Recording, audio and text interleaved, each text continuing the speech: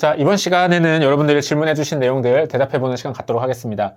자, 경제, 경영 베이스나 평소에 부동산 관련 지식 베이스가 있어야 생동차가 가능하다고 생각하시나요? 일단 제가 말씀드린 이 모든 것들은 되도 않는 저의 경험을 들려드린 것밖에 안 되니까 이게 막 정답이고 이걸 따라야 되고 이렇게 생각하지 않으셨으면 좋겠어요. 그냥 수많은 그 합격한 사람들 중에 한 명이 나는 이렇게 생각한다 정도로만 생각해 주셨으면 좋겠습니다. 저는 개인적으로는 애 낳으면서 또 이사를 가고 하는 과정에서 아파트 알아보러 다니고 가로 조건 보고 지역 요인 고려하고 개별 요인치 내 머릿속으로 해보는 그 과정들이잖아요. 부동산 투자 몇 번 했었고 그러면서 관련된 책도 읽었었고 그런 것들이 도움이 안 됐냐라고 하면은 도움이 안 된 건 또 아닌 그냥 내가 기본서를 읽으면서 아 이게 이 말이지 이게 이거지 아 그게 그거였구나 아 내가 그때 고려했던 게 이런 요인치를 말하는 거였구나 그런 게 확실히 있으면 빨라지는 것 같아요. 특히 아까 계속 말씀드렸던 게 회계 경제가 진짜 시간 잡아먹는 괴물이거든요. 둘 중 아무것도 안 돼 있는 사람이 공부를 하게 된다면 난 꼭 생동차를 해야 돼 이런 마인드셋보다는 생동차가 되면 좋은 거고 아니면 아닌 거고 이런 마인드셋으로 공부하는 게 맞지 않을까 하는 생각이 들어요. 자, 그러면은 우리 평가사님 좀 더 괴롭히기 위해서 자, 관련 지식이 베이스가 있어야 생동차가 가능하냐? 자, 베이스 없어도 생동차 가능합니까? 가능합니다. 근데 시간의 문제고 저는 지금 5월에 시작했다고 하니까 지금 올해 공부를 시작하는 분들이 감각을 잘 모를 것 같은데 기본 강의 커리큘럼이 시작하기 전이에요. 올해로 따지면 마이너스 3 정도 하면은 사실 2월에 시작하신 거예요. 그렇죠. 그러니까 생동차 중에서는 일찍 시작한 편이라고 생각을 해요. 근데 대부분의 생동차는 그 정도는 하는 것 같아요. 맞아요. 이론 법규를 기본 강의만 한번 들은 상태다. 자, 실무는 많이 했대요. 그러면 실무는 지금 일단 잘한다라고 합시다. 실무는 잘하고 이론 법규를 기본 강의만 들었다. 1차 이후에 생동차를 노리고 동차를 어쨌든 노릴 수는 있으니까 어떻게 하실 거예요, 평가사님이라면? 일단 실무 비중을 많이 줄일 것 같아요. 1차 시험이 끝난 시점에서 사실 실무는 지금 당장 시험장에 들어가도 될 정도의 실력이어야 된다고 생각을 하거든요. 그래서 실무에서 시간을 아끼셔야 돼요. 이론 법규는 아무래도 좀 시간이 모자라시겠지만 기출문제 위주로 열심히 외우고 해야 합격 확률이 높아지지 않을까. 네, 알겠습니다. 스터디 빈자리는 어떻게 메웠나 물어보셨는데요. 혼자 300점을 하루에 푸는 게 쉽진 않잖아요. 네, 맞아요. 그거를 위한 좀 팁이 있었을까요? 일단은 분리된 공간을 만드는 게 핵심인 것 같아요. 그래서 저는 정말 이 시간까지 탁탁탁 재가면서 시작한 건 사실 마지막 3개월이었어서 그러니까 그 전에 사실 아까도 말씀드렸지만 좀 서브를 보면서 푼 게 있었거든요. 그때는 그 독립된 공간, 오피스텔 공간에서 시간 재고 시간 딱딱 맞춰가지고 쉬는 시간도 맞추고 점심시간도 맞추고 했었었죠. 300점 풀다가 아, 오늘은 진짜 못하겠다 하고 그만둔 적도 있어요? 그럴 리가요. 어떻게 그럴 수가 있죠? 역시. 오케이, 알겠습니다. 자, 그 다음 질문. 평소 수리적인 능력이 매우 부족합니다. 수리적인 센스도 없는데 실무나 기타 1차 과목을 할 때 많이 뒤처질까요? 네, 이게 사실 실무가 사실은 수학이 아니잖아요. 수학적인 지식이 필요한 건 아닌 것 같은데 그래도 숫자 감각은 필요한 것 같아요. 그냥 정말 당연하게 예를 들어 공시지가 기준법에서도 개별 요인의 분자 분모가 뭐 나오는지 그 밖의 요인에서 분자 분모가 뭐가 나오는지는 딱 보고 알아야죠. MC가 뭔지 PVF가 어떤 원리로 만들어지는지는 알 수 있을 정도면 되는데 모르는 분들은 이제 거기서 새로운 작업이 시작되는 거죠. 이걸 어떻게 암기하지? 네, 다른 사람들은 겪지 않을 그런 시간들이 필요하다는 것 같아요. 알겠습니다. 많이 뭐 뒤처질까요? 라는 질문에는 조금 뒤처질 수 있다. 네. 하지만 이게 뭐 수학 문제는 아니니까 애초에 뭐 엄청 큰 문제는 아니라고 생각해요. 자, 그 다음에 하루에 실무만 하시는지 아니면 이론과 법규도 섞어서 하시는지. 이게 저의 개똥철학인데 저는 시리법이 일종의 세발 자전거라고 생각하거든요. 실무가 제일 앞에 있어요. 근데 그 뒤에 이론이랑 법규랑 보조 바퀴가 있거든요. 근데 사람들이 세발 자전거 타는 걸 어려워하면서 자꾸 이론 법규 떼놓고 외발 자전거 타는 연습을 하거든요. 그게 더 어렵지 않나? 그런 생각이에요. 저 개인적으로는. 그래서 실무가 메인인 건 맞지만 이론과 법규를 같이 공부를 해야 그래야 그나마 이 자전거를 탈 수 있게 되지 않을까라는 생각은 합니다. 법규랑 실무는 어떻게 도움이 돼요? 예를 들어 특히 보상 쪽에서 많이 연관이 되는데 실무 보상 문제를 풀다가 막히잖아요. 그럼 전 법규 그 서브를 외웠어요. 그리고 그 법규 서브를 잘 외우면은 실무 문제가 또 풀어지더라고요. 또 그리고 실무 문제를 그렇게 풀어봐야 법규 조항을 봤을 때 이해가 돼요. 그래서 사실 시리법 중에 뭘 먼저 공부해야 될까라고 하면은 그건 너무 어려운 것 같아요. 섞어가면서 해야 되는 것 같고 당연히 비중은 실무가 높은 건 사실이지만 뭘 꺼내놓고 뭘 시작한다 이런 개념은 아닌 것 같아요. 알겠습니다. 자, 이 시점에서 1차 공부를 어떻게 해야 할지 궁금합니다. 2차도 인강으로만 시간 관리를 어떻게 하셨을지도요. 자, 이 시점에서 1차 공부 어떻게 해야 하나요? 지금 예를 들어서 이제 3월에 시험을 본다고 하면 3개월 반 남았습니다. 1차 공부가 어떻게 돼 있는지 모르겠지만 이게 만약 정말 새로 시작하는 사람들 입장에서 말씀을 드리자면 지금 시작하면 1차에만 전념해도 상당히 부족한 시간이라고 생각을 해요. 제가 뭐 합격하신 분들을 하나하나 다 이야기를 들어본 건 아니지만 1차를 단기로 합격하신 분들은 그래도 대학교의 전공이라던가 아니면 자기가 평상시에 관심이 있었다거나 뭐 부동산 투자를 많이 해봤다거나 경매를 했다거나 이런 이 베이스라고 부르기 뭐한 베이스들이 있었기 때문에 단기가 가능했던 거지 정말 생으로 아무런 경험이 없는 분들은 사실 지금 1차에 정말 전념을 해도 넉넉한 시간은 아니라고 생각해요. 자, 그러면 질문 하나 해봅시다. 사촌 동생이 지금 간평을 진입했습니다. 야, 너 1차 안 되니까 2차부터 해. 그렇게 못하죠. 1차를 그래도 도전해봐라. 네. 왜냐면은 이게 2차 시험장에 몇 번 들어가느냐가 정말 큰 자산인 것 같아요. 왜냐면 제가 이번에 2차 시험장에 들어갔으니까 다음번 시험을 준비할 때 내가 부족했던 부분들이 탁탁탁탁탁 체크가 되잖아요. 그러니까 2차 시험을 보는 기회를 하루라도 빨리 갖는 게 중요한 것 같아요. 그래서 1차를 빨리 합격을 해야 한다는 게 나에게 그 3개월 후에 주어지는 그 기회를 내 걸로 만들기 위해서. 그러면 일단은 불가능하지만 그래도 1차를 도전해봐라. 불가능하진 않죠. 충분히 가능하죠. 충분히 가능한데 제가 계속 설명했다. 2차 공부하면서 1차 공부할 수 있는 그런 기간은 아닌 것 같아요. 오케이, 알겠습니다. 자, 그 다음에 2차도 인강으로만 들으셨는데 시간 관리를 어떻게 하셨나요? 네. 그런 질문인 것 같아요. 인강으로만 듣다 보면 시간 관리가 잘 안 되는 분들이 많잖아요. 유튜브 보다가도 뭐 2, 30분 넘어가고. 저는 그래서 배속을 이용했던 것 같아요. 저도 사람인지라 1배속으로 3시간 강의 내리들으라고 하면은 3시간 앉아있는 게 솔직히 힘들잖아요. 근데 이거를 3배속으로 들으면 사실은 1시간만 앉아있는 거거든요. 물리적으로. 그리고 3배속으로 말하고 있는 평가사님의 이야기에 집중을 해야 돼요. 1배속처럼 이렇게 쓱 하고 듣고 있는 게 아니라 정말 집중을 해야 그 3배속이 들린단 말이죠. 그렇게 싹 듣고 잘 이해가 안 돼. 혹은 잘 들리지 않았어. 그럼 몇 초 전으로 돌아서 다시 또 듣고 메모하고 또 듣고 이런 식으로 했던 것 같아요. 그래서 내가 막 집중을 해서 들어야 돼가 아니라 집중을 하지 않으면 안 들리는 그런 상황을 만들어 놓고.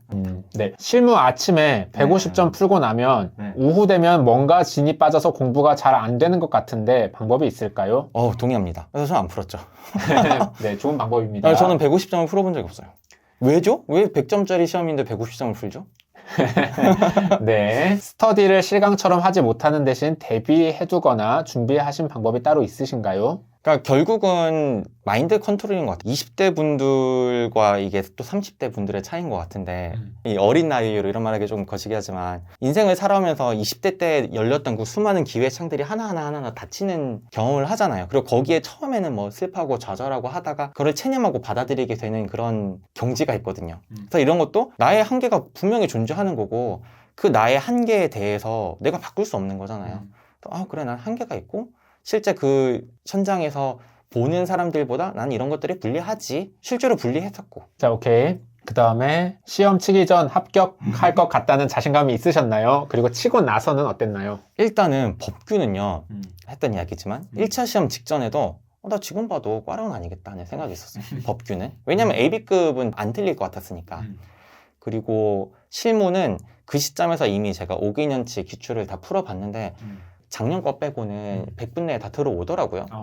실무도 지금 봐도 꽈락이 아닐 거라는 생각이 들었었어요. 1차 시험 끝났을 때 그 시점에서요.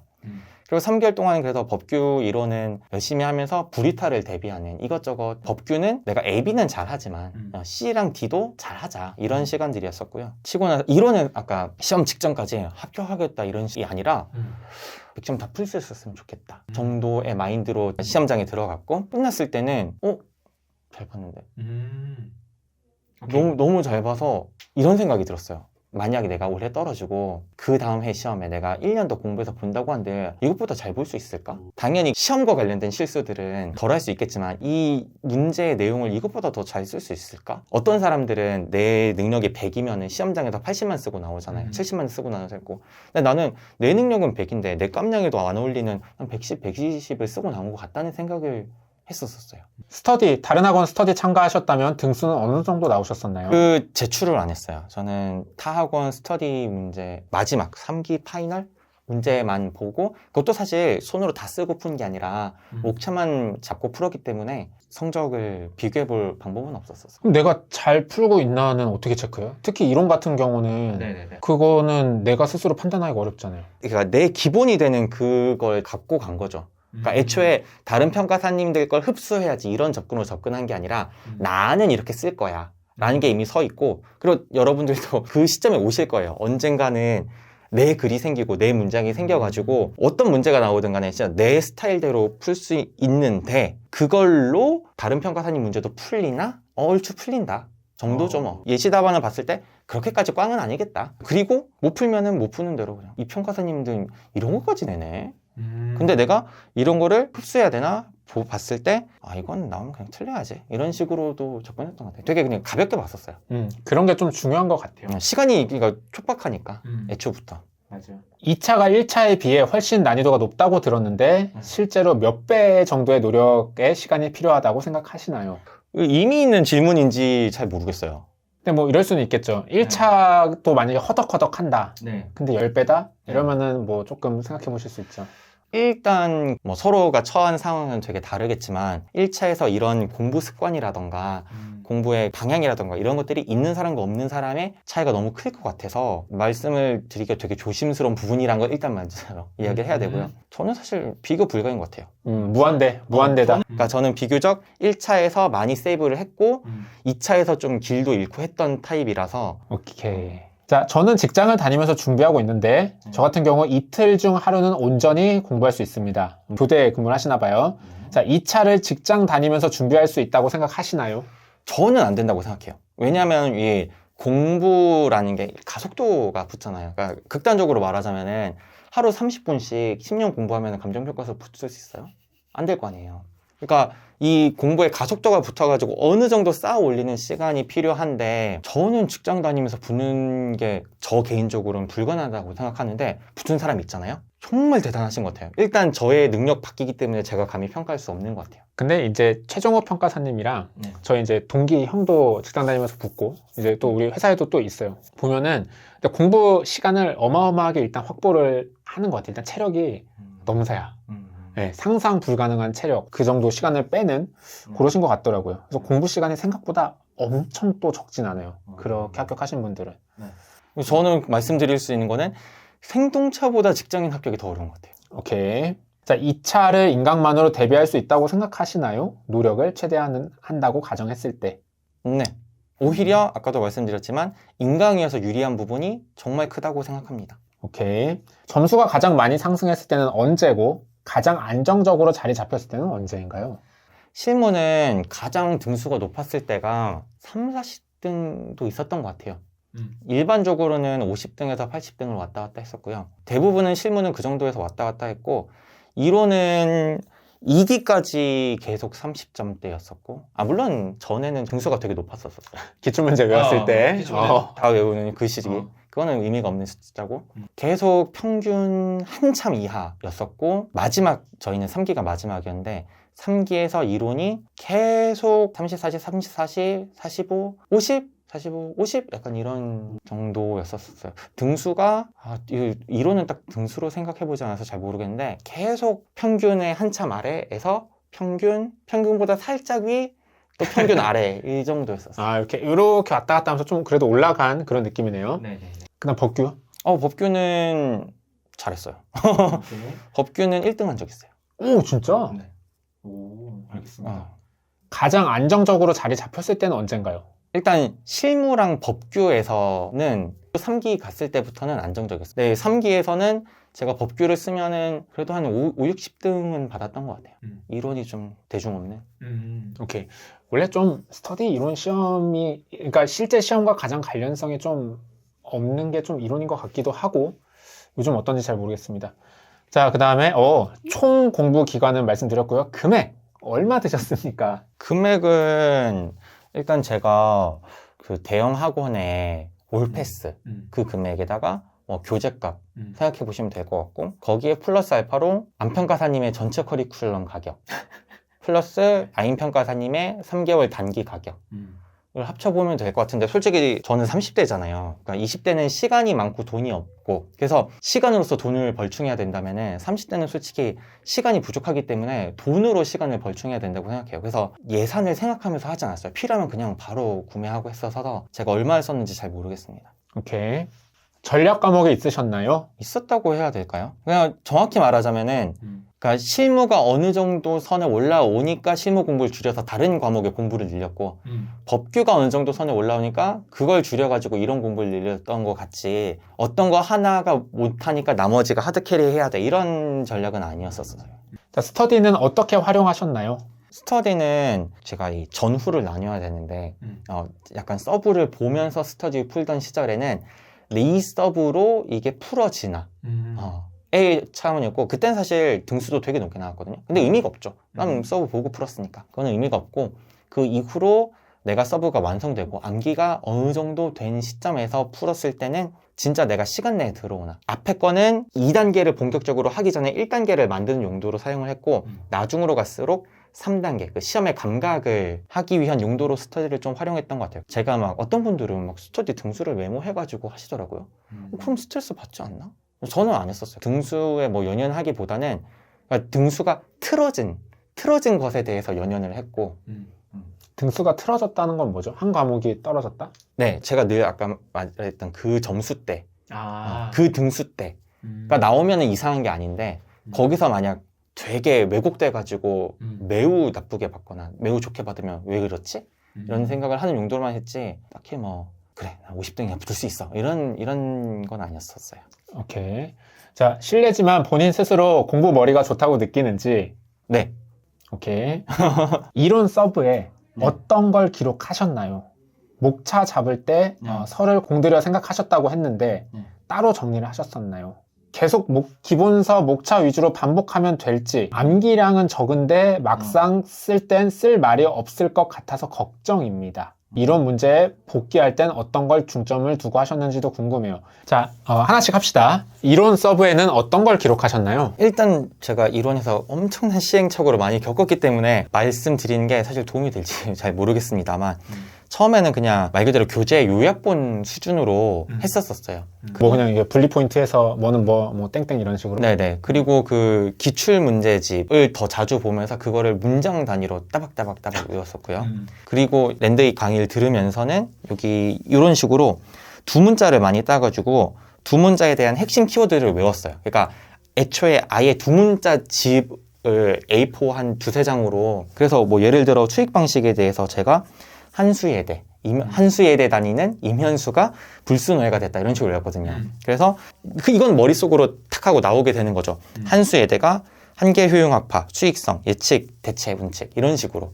그래서 이 각각의 글자가 뭔지는 머릿속으로 암기를 하고 그 다음은 주절주절 이야기해 보는 거예요. 수익성 하면은 내가 거기에 대해서 말을 할 수 있는지. 자, 이 서버는 뭐 사진 찍어서 예시를 한번 보여드리도록 하겠습니다. 자, 목차를 잡을 때 설을 공들여 생각하셨다고 했는데 따로 정리를 하셨나요? 그건 아니에요. 이거는 제가 또 글쓰기 경험이 많다 보니까 그런 것 같은데 설을 조금 임기응변을 썼었어요. 근데 이건 사실 일반적으로 통용되는 방식이 아닐 것 같아서 말씀드리기가 조심스러운데 저는 설을 제일 마지막에 썼어요.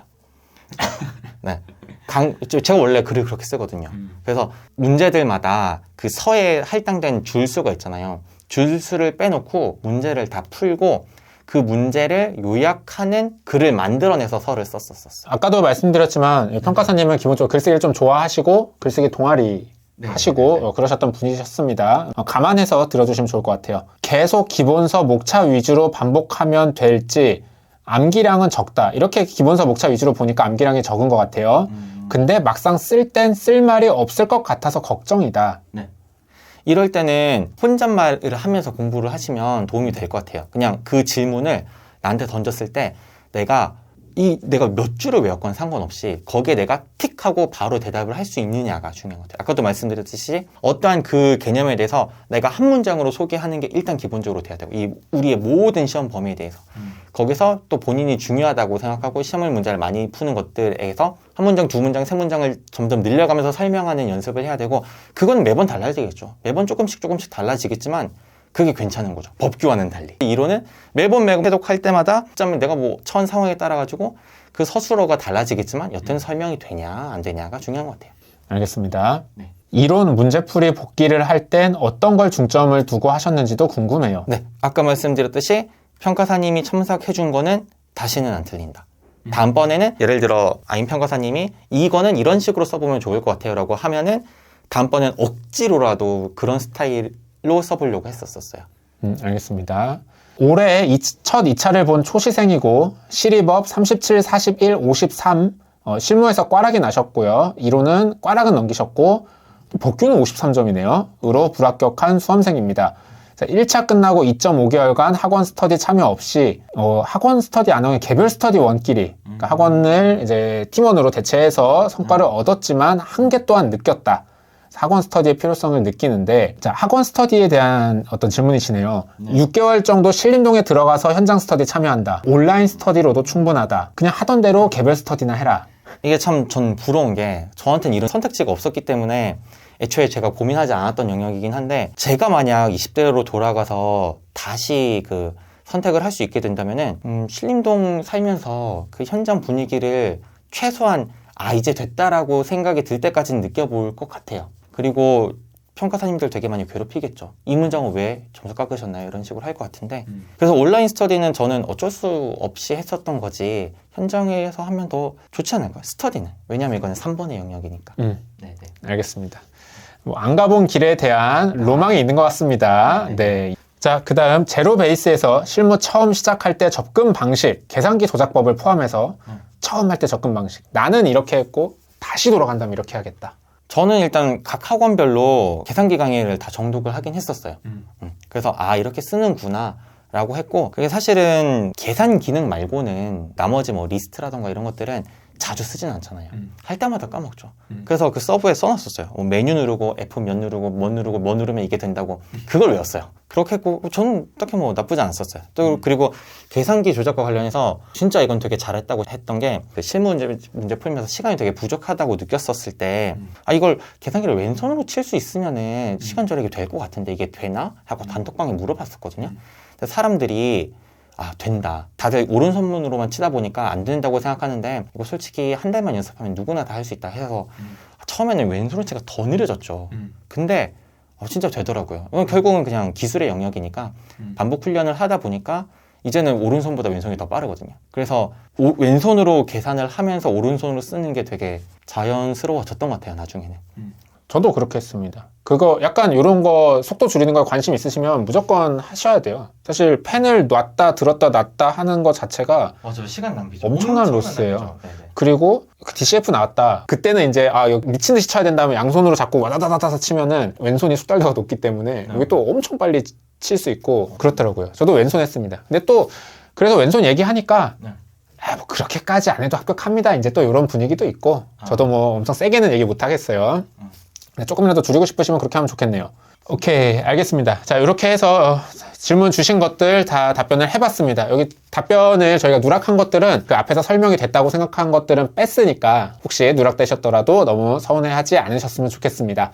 자, 마지막으로 자, 평가사님 오늘 합격수기 우리 10시에 만나서 5시네요. 벌써 시간이 이렇게 됐네요. 네, 자, 소감, 합격수기 찍은 소감. 일단 뭐 저는 평가사님 보면서 법규 같은 경우는 뭐 저는 이제 공부법이 좀 이렇게 하면 빨리 한다는 게 어느 정도 확신이 있고 평가사님으로 인해서 꽤 증명된 것 같아서 굉장히 기분이 좋았고 실무 같은 경우가 인상 깊었어요. 그러니까 이렇게 공부한 사람들이 그전에도 있었죠. 예를 들면 최종호 평가사님이 특히 이랬는데 사실 저는 조금 이론적으로는 좋은데 저게 진짜 되나? 이런 느낌들이 있었거든요. 평가사님도 사실상 제가 보기에는 그 방법이랑 대동소이해요. 그래서 진짜 되는구나. 진짜 이거 양치기 물론 양치기 스타일을 만드시는 분들은 양치기 하시는 게 맞죠.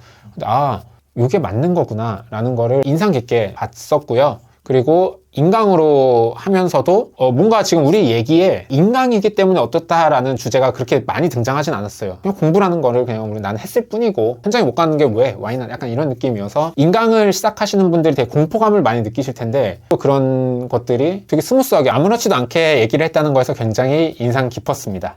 네, 저의 소감은 여기까지입니다. 네. 저는 사실 공부를 하면서 정말 큰 힘을 받았던 채널에서 되게 많은 평가사님들의 합격 수기를 봐왔었고 제가 그분들과 같이 이렇게 합격 수기를 남길 수 있게 됐다는 점에서 너무 감사하고 조금 부담스럽기도 하고 혹시라도 잘못 이해하실까봐 걱정도 되면서도 또 누군가에게는 나처럼 나의 말이 누군가에게 또 도움이 됐었으면 좋겠다는 그런 생각이고요. 혹시 아무래도 시간이 지난 다음 말을 하는 거다 보니까 기억력에 잘못이 있을 수도 있고 제가 월 단위가 틀렸을 수도 있고 하지만 큰 틀에서는 내가 생각했던 것들을 잘 이야기한 것 같고요.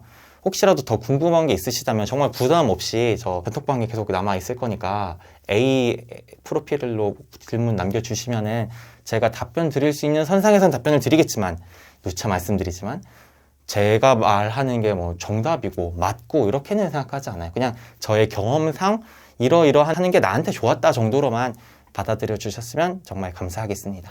네, 오늘 정말 고생 많이 하셨습니다. 여기까지 하도록 하겠습니다. 감사합니다.